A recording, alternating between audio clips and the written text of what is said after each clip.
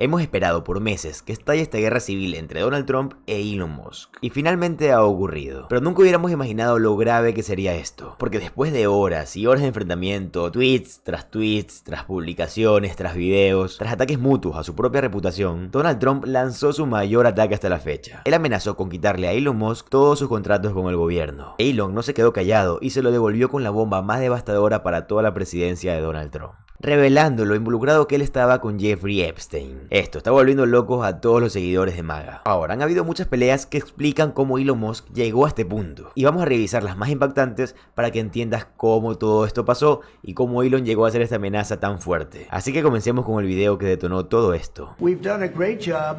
Elon knew that. Elon endorsed me very strongly. He actually went up and campaigned for me. I think I would have won. Susie would say I would have won Pennsylvania easily anyway, even if the governor ran, the real governor, not the governor from Minnesota, he's a sick puppy, that guy. That poor guy, I feel sorry for him. But they made a bad choice with him. But if you pick Shapiro or anybody else, I spoke to him recently about his house being set on fire, which was terrible. But if they picked him, I would have won Pennsylvania. I won it by a lot.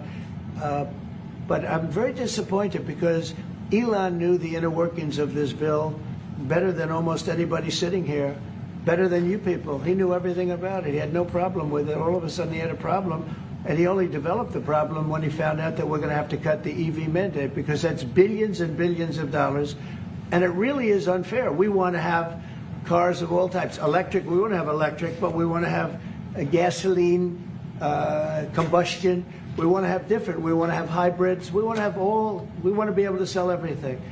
And when that was cut, and Congress wanted to cut it, he became a little bit different, and I can understand that. But he knew every aspect of this bill. He knew it better than almost anybody, and he never had a problem until right after he left. And if you saw the statements he made about me, which I'm sure you can get very easily, it's very fresh on tape. He said the most beautiful things about me, and he hasn't said bad about me personally, but I'm sure that'll be next. But I'm very disappointed in Elon. I've helped Elon a lot. Mr. President, I just want to clarify, did he raise any of these concerns with you privately before he raised them publicly? And this is the guy you put in charge of cutting spending. Should people not take him seriously about spending now? Are you saying this is all sour grapes? No, he worked hard, and he did a good job. And I'll be honest, I think he misses the place. I think he got out there, and all of a sudden he wasn't in this beautiful Oval Office, and he's got nice offices too. But there's something about this one. I was telling the Chancellor, this is where it is. People come in here, even from Germany. They come in and they walk into the Oval Office, and it's just a special place. It's, World War I, it started and it ended here, and World War II, and so many other things. Everything big comes right from this beautiful space. It's now much more beautiful than it was 6 months ago. A lot of good things are happening in this room. And I'll tell you, he's not the first. People leave my administration. Así que Donald Trump se levantó en la mañana y dijo: voy a atacar a Elon Musk porque él atacó mi gran y hermoso proyecto de ley. Esto es algo que realmente Elon Musk ha estado haciendo por varios días, pero la retórica sigue intensificándose, y eso llevó a Donald Trump a hacer estas dos publicaciones ese día. Publicaciones que ahora la Casa Blanca ha vuelto a publicar, y esto ha creado un colapso total en el campamento de Elon Musk. Miren las publicaciones. Donald Trump escribió: Elon estaba agotándose. Le pedí que se fuera. Le quité su mandato de vehículos eléctricos que obligaba a todos a comprar autos eléctricos que nadie quería, que él sabía hace meses que yo iba a eliminar, y simplemente se volvió loco. Luego Trump publicó: la manera más fácil de ahorrar dinero en nuestro presupuesto, miles y miles de millones de dólares, es terminar con los subsidios y contratos gubernamentales de Elon Musk. Siempre me sorprendió que Biden no lo hiciera, así que después de ese movimiento tan impactante de Donald Trump prácticamente quitándole a lo que Elon Musk le costó tanto trabajo conseguir, y de hecho la razón por la que Elon Musk entró al gobierno en primera instancia, esos subsidios gubernamentales de miles de millones de dólares, subsidios que evidentemente Elon ha estado robando. Elon decidió sacar la artillería pesada y atacar a Donald Trump con lo mejor que tenía, y no solo ante el país, sino que también ante su base MAGA, que rápidamente después de esto se está volviendo en su contra. Y estos son los archivos Epstein. Por si no lo saben, los archivos Epstein son los archivos que vienen de Jeffrey Epstein, este multimillonario que era un psicópata que estaba involucrado en trata de, ya saben, en abusos de ya saben, envío ya saben y todo esto de menores de edad. No completo las palabras ni lo digo porque puede ser muy fuerte para quien lo escuche y puedo salir afectado también yo. Así que Elon Musk tuiteó esto: hora de soltar lo realmente grande. Donald Trump está en los archivos de Epstein. Esa es la verdadera razón por la que no se han hecho públicos. Que tengas un muy buen día, Donald. Creo que me hubiera imaginado tantos escenarios y nunca hubiera pensado este. Es una absoluta locura. Esta guerra está llegando a puntos que no tienen sentido. Literalmente se están acabando mutuamente. No me sorprendería que en este punto Donald Trump quiera deportar a Elon. Esto es lo más loco que jamás pude haber imaginado que iba a pasar y lo peor de todo. Repito lo que he dicho en varios videos, Donald Trump no lleva ni medio año como presidente. Esto es como que si MAGA se hubiera destrozado a sí mismo. Los demócratas no tuvieron que hacer absolutamente nada, ellos mismos se están haciendo el daño. Elon está amenazando con fundar su propio partido político, diciendo que Donald Trump estará fuera del cargo muy pronto, pero que él lo estará por siempre. Créanme que esta va a ser una de las guerras políticas más impactantes de toda la historia estadounidense. Y no puedo esperar a que hagan algo para traérselos al canal, porque créanme que me da mucho interés todo lo que puede pasar. Obviamente me da mucho miedo por lo afectados que pueden verse las personas. Pero créanme que esto significa el fin de la era de Donald Trump. Estoy seguro que ningún republicano va a volver a ganar elecciones, o al menos eso por unos 3 o 4 mandatos más. Pero también hay noticias muy importantes que tengo que cubrir de este proyecto de ley. Bueno, de este gran y hermoso proyecto de ley, como le gusta llamarlo a Donald Trump. Y no solo la pelea de Elon Musk y Trump. Y Jasmine creo que desglosó todo esto de una forma espectacular, como siempre. Miren el clip. I think it's important that what we're seeing is that the internal civil war, the family fight, is coming out into the public, right? You know, Bobby was still very nice about everything that he had to say, and felt like it was okay to disagree. And a lot of times we sit there and are like, hello, are y'all paying attention? Because like this is impacting y'all too. Like say something, right? And so now that there's like the family infighting, we see, you know, even Elon Musk, honey, he can't get out of the Twitter, right? Like he is talking about the bill and trying to take the bill and telling people, call your senators and make sure you take this bill down. And listen, I never thought there would be a day that I would agree with Elon on anything, but that's where we are, where people are finally starting to say, you know what, this is actually impacting me a little too much. I'm gonna have to speak up and speak out against this. But my issue is this, all of y'all voted for this so that it would hurt somebody else. The problem was you got upset when you found out that, oh shoot, it can hurt me too. And honestly, it's ingrained in who Democrats are, is that we actually care and we love and we want to take care of everybody. And that's why we got this big tent party and we all over the place. But I will tell you that compassion is something that we are missing in Congress. Yes. Like caring is something that we are missing in politics in general. And that's the only way you can justify a senator going out there and saying, well, everybody gonna die. And then decide that you're gonna do your apology, not so much an apology, in what looked like a graveyard. Right. I'm like, listen, ain't nobody elect you to be anybody's grave digger. They elected you to do everything that you can to make sure that their lives are flourishing and getting better and that they were living as long as they could. That's part of the job. Part of the job is also in your current position, watching what this administration is doing and making sure that they are accountable. You recently threw your hat in the ring to be ranking member on the House Oversight Committee, saying in your Dear Colleague letter, Americans are demanding a more strategic, aggressive, and energetic fight. What do you think that fight should look like? I think particularly. No, I think it looks like a lot of things. Listen, here's the deal.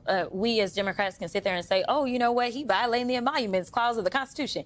And the average person's like, say what now? What are you talking about, right? So, number one, I think that we have to deal with that and explain to people why it is so bad, because he will go out there and say, yo, me getting a free plane from the Qataris, like that just means that, you know what, we don't have to spend this money on a plane, right? Like he can explain it to people that don't understand why we have these rules and why the Constitution was looking out for us. So it's a matter of bringing that in, having a hearing, and then making sure that we translate it and we amplify it. It's not big enough just to go on TV. Love y'all, appreciate y'all, but like communications has to be a full-on kind of strategy. And that is something that I've worked really hard to do, because I want to make sure that I'm not just screaming into a vacuum. I also want to make sure that we're amplifying the voices. We've got so much amazing talent that's on that committee, but we need a leader that literally can lift up the entire team so that people say, you know what, we actually starting to believe in the Democrats. There's more than just one or two of them that are fighting.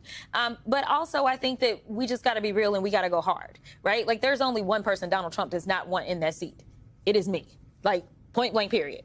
And same thing with a Republican colleague out of North Carolina that was like, I'm fearful because I'm not going to hold back. Now, listen, this doesn't mean that I plan to be partisan in any way, but as a trained trial attorney, we're going to follow these facts. We're going to follow the evidence, and we are going to make it plain. I also think that we can't just say, well, we're in the minority, so we can't do anything. I don't believe in that rhetoric. I believe in fighting, and that's exactly what I've been doing. So, like, does this mean that we take the fight to their backyard? Absolutely, because those people may not be tuning in. So allowing me to go and do shadow hearings on the road where I'm going into Republican districts, and the people that are testifying are the people that have been impacted, whether they lost their jobs or whether they lost funding for Meals on Wheels or whatever it is, to tell their story so that their neighbors can hear them, and then they will know that we are listening, and we are not here just because it's election time. We are here because we actually want to heal this country. In the time that we have left, to follow up on this, the last time this seat was open and there was a race within the Democratic caucus for this particular seat, former leadership weighed in, and members weighed in to say that we don't want that person, we want this person. Do you have a sense now that that leadership maybe is going to take a different tact, or former leadership might also take a different tact? Listen, you trying to beat around the bush. Everybody at home know what you're talking about. Nancy Pelosi weighed in. Nancy Pelosi weighed in, and she said, "Not that person. I want this person." Do you think she's going to weigh in this time? If so, is she weighing in for you? I don't think she's going to weigh in at all. There is someone from California that is running, so if she does weigh in, I would imagine it may end up being a delegation person. But as a woman who became speaker, I think that there is something powerful. I am the only woman that is in this race. Not to say that that is like an end-all, be-all, but I think that she understands the challenges of what it is to rise through the ranks, even beyond kind of you having the qualifications and you being able to show the bona fides. You know, there's numbers that I mentioned in my letter for a reason.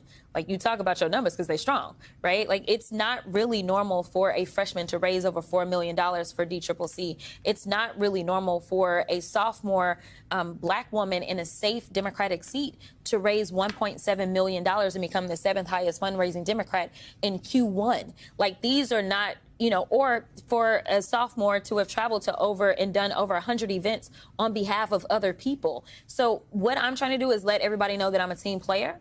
And that's exactly what I hope, comes across. I don't anticipate, though, that the former speaker is weighing in. I've been talking to people while my letter just went out. I have been talking to people, and I did not get a sense that the former speaker had weighed in. I will tell you, though, that seniority is a thing that, Alex mentioned when she said she wasn't going to run again. I think, it's hard for certain people who have come up through this system to then say, you know what, I'm going to let it go. And it's been important for me to tell people that, listen, if we just had a halfway normal person in the White House, I wouldn't be running, because I really do respect seniority, especially because of the history of it, especially for like the Black caucus.